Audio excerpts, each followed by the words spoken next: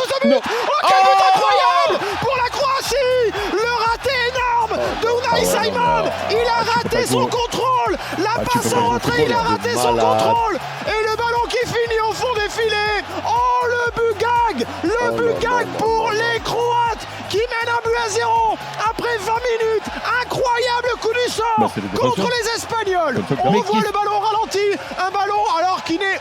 il est un peu appuyé, mais incroyable raté d'Unai Simon. La Croatie vient d'ouvrir le score face à l'Espagne avec le but gag de l'Euro. Huitième de finale de l'Euro. Et le gardien est ridicule, le pauvre Unai Simon. Ah bon, là pour le coup, il y a peut-être un petit quelque chose du côté de Modric. On joue toujours avec un ballon toujours récupéré. La frappe derrière. Oh, ils sont maudits, la frappe, enfin le but. Voilà le but espagnol. L'égalisation de Pablo Sarabia pour l'Espagne. Alors il a fallu s'y reprendre à 2 voire 3 fois sur cette action parce qu'il n'y arrivait pas les Espagnols. Et c'est finalement avec beaucoup d'autorité dans sa frappe que notre ami Sarabia, Pablo, le joueur du Paris Saint-Germain, a pu envoyer le ballon au fond des filets, un partout. Il peut décaler Ferran Torres sur le côté gauche qui lève la tête, le centre de Torres, la tête et le but.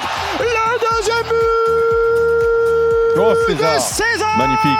Azpilicueta. Tu as vu les centres pour l'Espagne. Alors les centres de Torres, c'est du velours, c'est une crème anglaise, c'est une petite douceur, c'est juste magnifique.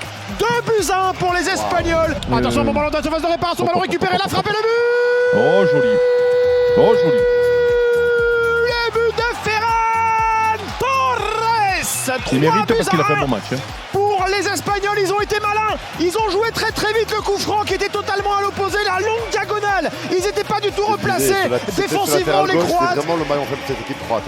Et derrière, Vardiol, effectivement, derrière la récupération de Ferran Torres qui avait un boulevard, encore fallait-il bien contrôler, encore fallait-il bien s'amener le ballon, et encore fallait-il bien battre le gardien Livakovic. Il l'a parfaitement réalisé, le joueur de City. 3-1. Et quand même la victoire qui se dessine ce soir, même si c'est pas terminé avec Modric, le centre en retrait, peut-être le but. Oh non, oui, comment ils ont fait? Il est pas rentré ce ballon. Comment c'est possible? Comment ils ont fait? Si, but. Il est rentré? Ouais, ça a vibré, ça a vibré. Oui, ça a vibré. Ça a effectivement vibré. T'as pas senti, ça a pas vibré, Loïc, chez toi? Aïe, aïe, aïe, Ça a vibré.